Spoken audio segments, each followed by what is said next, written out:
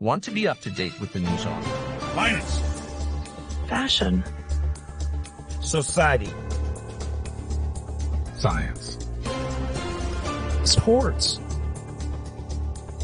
Look no further with the award-winning news presenter Tim Tullamore at Nesting News. Good evening. This is Nesting News on Channel 1, and our mandatory call hog to the crypto independence, Tim Tullamore. Today we'll discuss the SEC and the Fed, recent crypto's ups and downs, data privacy realities and more. Cracking the first egg, as usually, Bitcoin is currently trading at around 30,500, but hold on, it was bigger, it just got slightly colder, just over the weekend. Bitcoin, as well as many other cryptos, have reached their local peaks and therefore lodged some hope into the hearts of crypto bros. As we have previously mentioned, the initial push was granted by the BlackRock's and Fidelity's filings for a Bitcoin ETF. Those were swiftly rejected without any reasonable explanation, of course, yet crypto still moved higher. Why? Well, we believe the real party was brought by the rumor from an anonymous SEC employee that the evil clone was finally forced into resignation and away from haunting crypto. Losers club to winners. Charlie Sheen approves. However, since we haven't seen the actual resignation as of yet, we can only speculate whether the rumor was true. Nevertheless, the hopium stump was high and all crypto took it positively. But why is it trading low now?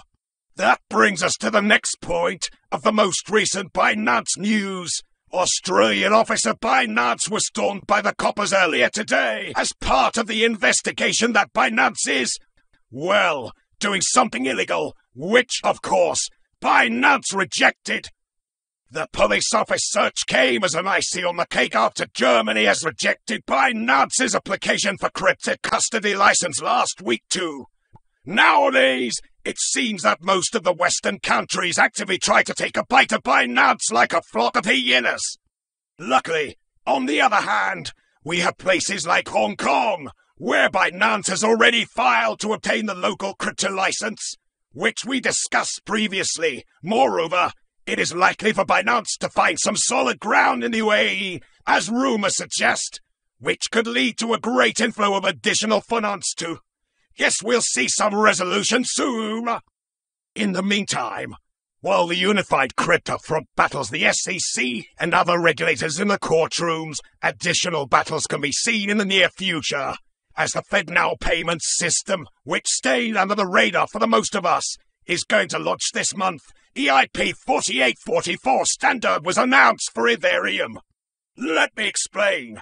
The new Ethereum standard can bring true scalability and decrease the gas substantially, thus making a case for Ethereum as a payment method. Yes, XRP might get some company soon if the Fed views Ethereum dangerous to their payment solution. Moving on to some additional rumbles in the shadow. Twitter and Google. You might say what? How's this related to crypto news?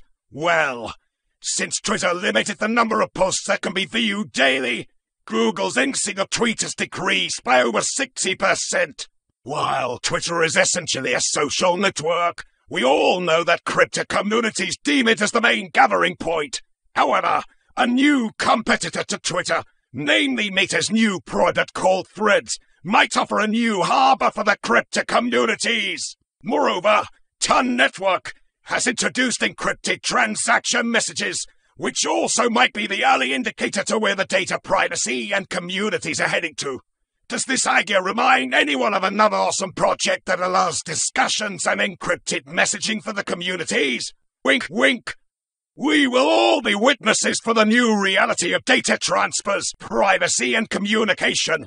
Exciting and scary time we live in. And finally, a quick announcement from our studio. Our channel has increased the spending for another tranche of a can of tuna and a loaf of bread, so we can afford to hire a few more reporters, so we can cover more news swiftly. So, stay tuned for that and don't be alarmed by the new faces.